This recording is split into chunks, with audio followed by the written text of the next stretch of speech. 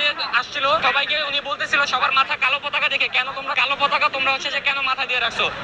ফিলিস্তিনের জন্য এখানে যে প্রতিবাদ সমাবেশ হচ্ছিল, এই সমাবেশের মধ্যেই কিন্তু এতক্ষণ পর্যন্ত সমাবেশ হচ্ছিল। তবে এখানে এই মুহূর্তে আমরা দেখতে পাচ্ছি যে কোনো একটা কারণবশতই হয়তো বা এখানে একটু সংঘর্ষের মতো একটা কাহিনী হয়েছে, এবং এখানে দেখতে পাচ্ছি যে আসলে অনেকে এখানে মারধর করছে। যদিও এখানে প্রত্যেকটা বিশ্ববিদ্যালয়ের শিক্ষার্থী এবং মেডিকেল শিক্ষার্থীরা একত্রিত হয়ে কিন্তু এখানে তারা প্রতিবাদী সমাবেশ করছিল, কিন্তু হুট করেই দেখা যাচ্ছে যে এখন তারা এখানে একটা মারামারি বা একটা সংঘর্ষের মতো একটা পরিস্থিতির সৃষ্টি হয়েছে, এবং এই পরিস্থিতি এখনো দেখতে পাচ্ছি। এবং এখন পর্যন্ত যদিও জানি না, আসলে এখন পর্যন্ত এখানে আমরা নিজেরাও জানি না যে এখানে আসলে কি হয়েছে, বাট সবাই এখানে প্রতিবাদ সমাবেশ করতে এসে প্রতিবাদ সমাবেশই করছিল। আসলে এখানে কি হয়েছে আসলে এদিকে হচ্ছে মুসলিমদের গালাগালি করছে, তারপর এই জন্য আর কি ওকে মারতেছে।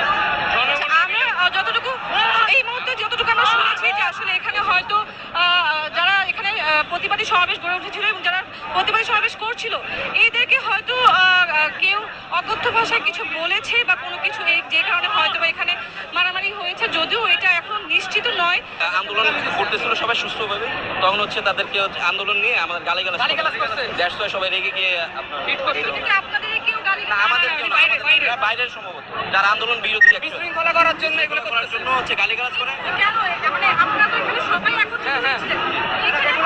আমরা তো খুব শান্তিপূর্ণভাবে একটা আন্দোলন করছিলাম, যে গাজাতে যেই ধরনের হচ্ছে এই সময় আন্দোলন করছে, হত্যাযোগ্য চালানো হচ্ছে, তো তারা সেই আন্দোলনের এগেইনস্টে গিয়ে হচ্ছে বাজে অকথ্য ভাষায় গালিগালাজ পতাকা উড়াইতে চাচ্ছে, তাই এই বাংলার জমিনে তো এটা সম্ভব না, তারা ইসরায়েলের পতাকা উড়াইতে চাইতেছে।